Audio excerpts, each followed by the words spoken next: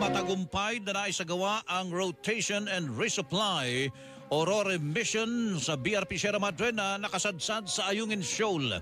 Sa isang video mula sa hukbong Santa Tahanan, Pilipinas, makikitang dumaraong ang supply ship na MV Lapu-Lapu sa gilid ng BRP Sierra Madre habang isang maliit na fast craft ang nagbabantay sa gilid nito.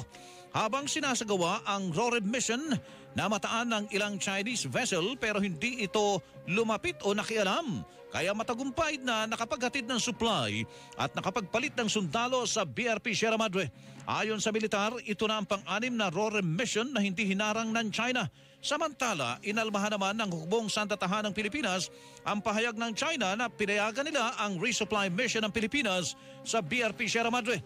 Giniit ng AFP na hindi nila kailangang magpaalam sa China sa mga isinasagawang rotation and resupply mission sa West Philippine Sea.